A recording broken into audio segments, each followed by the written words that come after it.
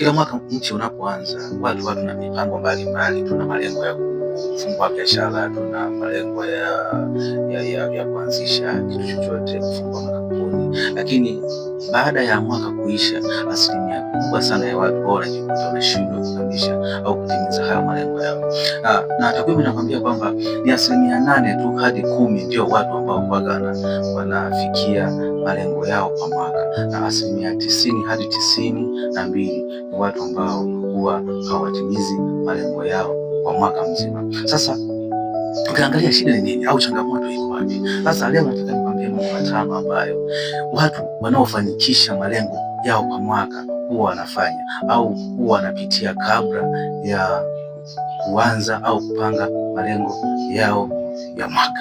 Sasa na jambo la kwanza ni kujitambua, hasa wewe ni nani.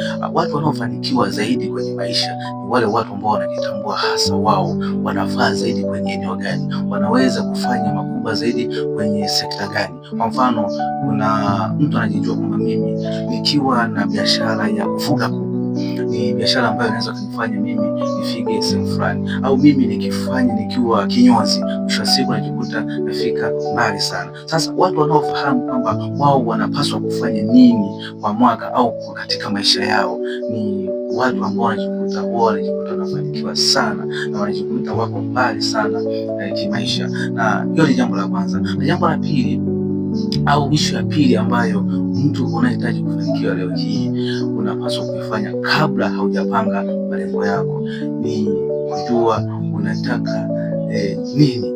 Asilimia kubwa ya watu tunashajua kwamba mimi tayari ni kinyozi. Je, mimi kinyozi nahitaji nini kwenye maisha yangu? Je, nahitaji nini kwenye biashara yangu? Nahitaji kufika sehemu gani, au nahitaji kuifikisha sehemu gani biashara yangu? Sasa ukishafahamu mambo hayo, jambo la pili ni kufahamu kwamba mwisho wa siku unaweza kujikuta unafika mbali sana. Kwa ukishafahamu kwamba mimi nataka nini, nahitaji kufika sehemu fulani kwenye maisha yangu, nahitaji kufikisha biashara yangu sehemu fulani, mwisho wa siku unajikuta umeshapiga hatua au umeshatimiza malengo yako. Hiyo ni jambo la pili. Na jambo la tatu ni kujua unataka kwa kiwango gani. Kwa mfano, kuna mtu anahitaji kwamba kufungua biashara. Je, umeshajua kwamba biashara yako unahitaji kuifungua ya kiwango gani? Unahitaji saluni yako au unahitaji biashara yako ambayo unahitaji kufanya leo hii unahitaji ikue kwa ukubwa gani? Ukishafahamu kwamba biashara yangu unahitaji nipeleke kwa kiwango gani, hii itakuwa ni rahisi kuweka malengo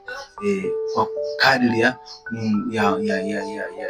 ukubwa wa malengo yako, kufanya juhudi kadri ya ukubwa wa malengo yako. Hiyo ni ishu ya tatu. Na ishu ya nne ni unataka lini. Unahitaji kufungua biashara ni kweli, lakini je, unahitaji kufungua biashara lini? Unahitaji kusoma, unahitaji kupata elimu lini? Ukishafahamu ukiwa na time bond kwamba mimi nahitaji kufungua biashara yangu siku fulani au mwezi fulani, hii itakusaidia kuweka mikakati yako, kuweka bajeti zako vizuri. Mwisho siku unajikuta umeshafanikiwa au ushafanikisha malengo yako. Na ishu ya tano na ya mwisho ni kuanza kutafuta maarifa kulingana na malengo yako au sehemu uliyopo.